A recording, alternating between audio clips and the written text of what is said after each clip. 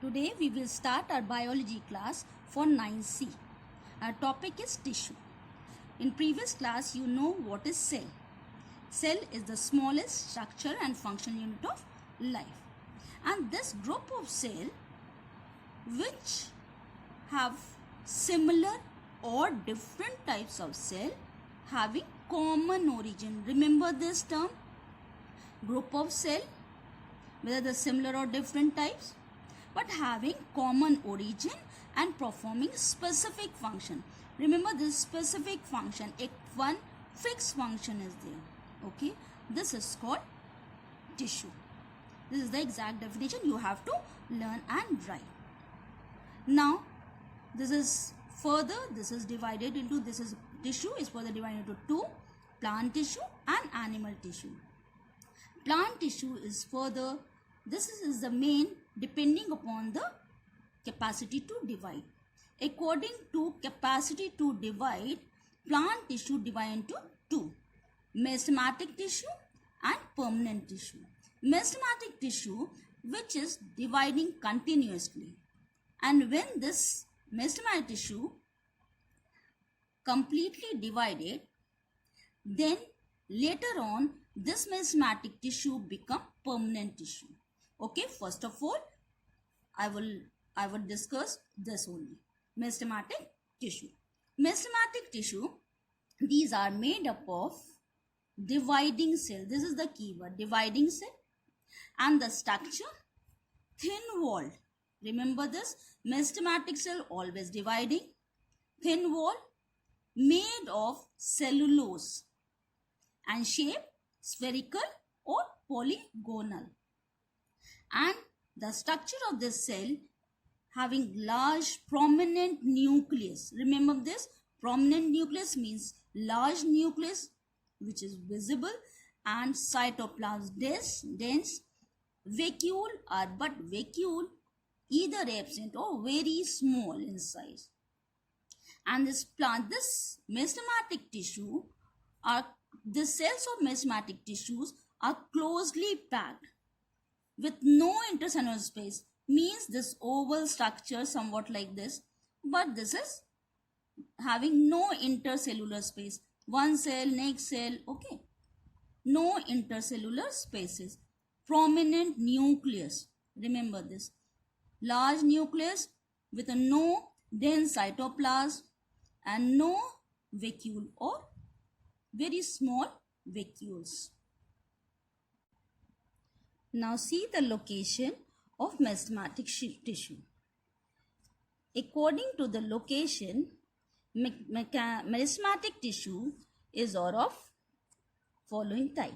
See, first is apical meristematic, second is intercalary meristematic, and third one is lateral meristematic tissue. And now see the location in your diagram. Okay. Now first of all, see, this is a apical meristematic tissue. Apical means on the apex region. Okay, apex or the tip. Now apical meristem, it is found at the growing tip of roots and shoot system, and the function is to increase the length of the root stems. If they are in the tip, growing tip, then this helped in increasing the length of roots and stem. Now intercalary meristem, see the intercalary meristematic tissue. This is the region where nodes are present or leaf petiole is present. Okay, or the base of the leaf. This is called intercalary meristem. Okay, now this intercalary meristem, it is found sandwiched between the patches of permanent tissue and the permanent tissue and the meristematic tissue. Now this is sandwich between this. Okay, now this is called intercalary. Example, base of leaves or at the nodes. You know the nodes, structure of node. If see in sugar cane, this region is called node, this region is also called node, but this region is called internode. This is internode. And this This is node region. Okay. So this is the example of intercalary meristematic tissue where base of leaves or at the nodes. This intercalary meristematic tissue. And the third one is lateral meristem. Lateral means that lateral meristematic tissue is in this region. So that laterally present, and the laterally means help in increasing the diameter of the trunk region, or this is mainly increase the girth or the diameter of the plant, and this also help in secondary growth formation. Later in a 12th standard I will give you this information that how secondary growth take place by the division of this cambium areas. Now next topic is permanent tissue. Permanent tissue is further divided into simple tissue and complex tissue. Now first of all, simple tissue is further divided into parenchymatous, collenchymatous and sclerenchymatous tissue, whereas complex tissue is divided into xylem and phloem. Now simple tissue. Simple tissue means simple, meaning similar types of cells are there. That's why it is called simple tissue. But in complex, different types of cells are form the tissue system. Now simple tissue, similar types of cells, and is further classified into parenchyma, okay, collenchyma and sclerenchyma. Now first of all, parenchyma. Parenchyma, mainly the commonest type of tissue which are abundant, mostly abundant and commonest type of plant tissue. Now the structure, see that these are the main points. First, this is in living condition, thin wall, isodiametric means same diameters if cut. Now cells are oval structure, round, polygonal with a big vacuole. Remember this. Now in meristematic tissue, small or absent, but in this case parenchymatous tissue is big vacuole. Now third one, this is closely packed or have a intercellular space, or okay, in that case only closely packed, but in this intercellular space somewhat there in some cases. Now location, parenchymatous forms soft ground tissue, okay. In each TS we show ground tissue. In plant cells, the ground tissue or a soft ground tissue consists of parenchymatous tissue. Example, pith, cortex of roots and stem, and the mesophyll of leaves. Remember these? This is mesophyll of leaves. If you cut the section of leaf, then you got whole of the leaves is having a mainly the mesophyll area, and the mesophyll area consists of parenchymatous tissue. Now in root and stem, if you cut the section of root and stem, then you have center one area is pith and the main region is cortex, and this both of this region is consists of parenchymatous tissue. Now see the function. Now the function is main respiration. This is called the main site of respiration, and the photosynthesis. This all functions are due to the specialized characteristics. Okay. Now first is main site of respiration and the photosynthesis. If chloroplast is there in the parenchymatous cells. Now storage food. This also help in storage of food and secretory substance like oil, resin, tannins, etc. Sometimes, this is not the main point, this sometimes develop the power of division, but it is the permanent tissue. That's why it is not the power of division, but in simple tissue of parenchymatous sometimes it develops. Okay. Now fourth point, this is also not important. These cells help in wound healing or in formation at adventitious burrs and roots. Okay, now parenchymatous cell. You have to learn 5 points mainly. Okay, now respiration, photosynthesis, storage of food, secretory.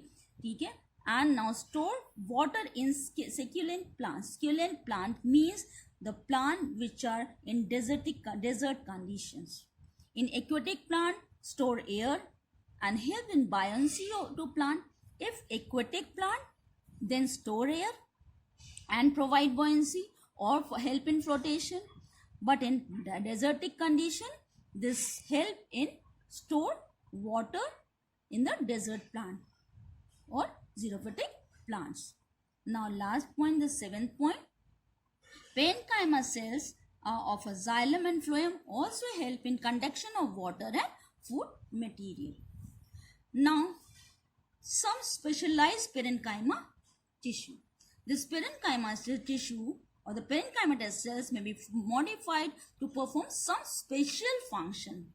Okay, special function if give the strength and rigidity, then this type of parenchyma is called prosenchyma. If help in absorption of water by root, then is called epiblema.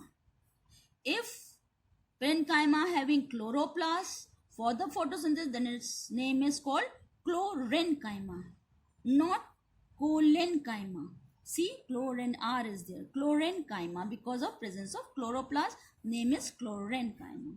Now, if air cavity for the buoyancy of hydrophytes, then it's called, or for the aquatic plants, then it's called aerenchyma. Parenchyma is called aerenchyma because of air cavity. Chloroplast, chlorine.